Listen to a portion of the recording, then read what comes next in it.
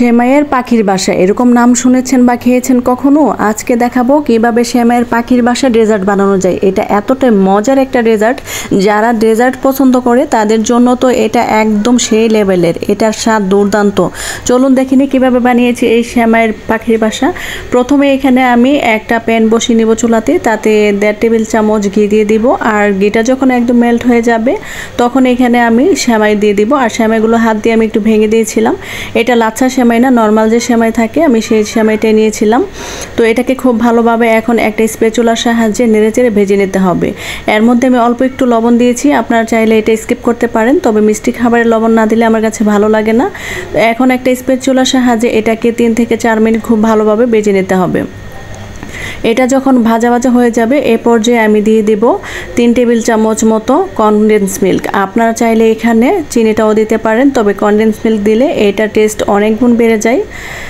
এখানে আপনারা মিষ্টিটা আপনাদের টেস্ট অনুযায়ী দিবেন, যেহেতু আমার বাচ্চারা মিষ্টি খেতে পছন্দ করে আমি এখানে 3 টেবিল চামচ দিয়েছি। তারপর এটাকে খুব ভালোভাবে নেড়েচেড়ে মিশিয়ে নিতে হবে। আর এটা যখন একদম আঠালো হয়ে যাবে সে পর্যায়ে আমি প্যান থেকে নামিয়ে নেব। তো এটাকে অল্প একটু ঠান্ডা করে নিয়েছি। এখন আমি যে বাটিতে সেট করব সেই বাটিগুলো নিয়ে নিয়েছি। এরকম কাচের বাটিতে আমি সেট করব। আপনারা চাইলে যে কোনো চায়ের কাপ বা অন্যান্য বাটিতেও সেট করতে পারেন, সেটা আপনাদের চয়েস অনুযায়ী। তো আমি বাটিতে এরকম চামচের সাহায্যে চেপে চেপে মাঝখানে একটু গর্ত করে নেব, যেন আমি ভেতরে মালাইটা দিতে পারি। এটা এতটাই মজার একটা ডেজার্ট, আপনারা না বানালে বুঝতেই পারবেন না এত অল্প সময়ে এত মজাদার আর ইউনিক একটা ডেজার্ট বানানো যায়। তো সবগুলো আমার হয়ে গেছে। এখন আমি মালাইটা তৈরি করে নিব। একটা প্যান বসিয়ে তাতে আমি 1 কাপ মতো দুধ দিয়ে দিব। আর দুধটা আমি আগে থেকে জাল করে রাখি নাই, কাঁচা দুধ দিয়েছি। আর এখন দিয়ে দিব 2 টেবিল চামচ চিনি। এখানেও আপনারা আপনাদের টেস্ট অনুযায়ী চিনিটা বাড়িয়ে কমিয়ে নিতে পারেন। তারপর দিয়ে দিব অল্প একটু লবণ, চাইলে এটা স্কিপ করতে পারেন। আর লবণটা দেওয়ার পরে আমি 1 টেবিল চামচ কর্নফ্লাওয়ার অল্প একটু পানি দিয়ে গুলিয়ে নিয়েছিলাম, সেটা দিয়ে দিব। আর কর্নফ্লাওয়ারটা দেওয়ার পর এটাকে অনবরত নাড়তে হবে, না হয় নিচে দলা পেকে যাবে আর নিচে লেগে যাবে।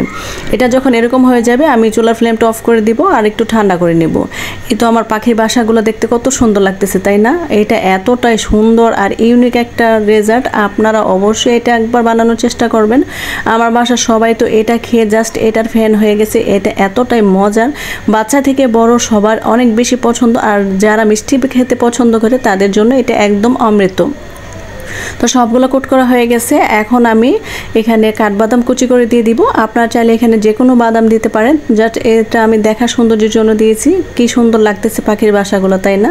মাশাআল্লাহ, এটা দেখতে যেমন সুন্দর লাগতেছে খেতেও এর স্বাদ দুর্দান্ত লেভেলের ছিল। এটা যেমন নজর কাড়া তেমনই স্বাদে ভরপুর। আপনারা অবশ্যই একবার হলে ট্রাই করে দেখবেন। ভিডিওটি ভালো লাগলে লাইক কমেন্ট শেয়ার দিয়ে যাবেন।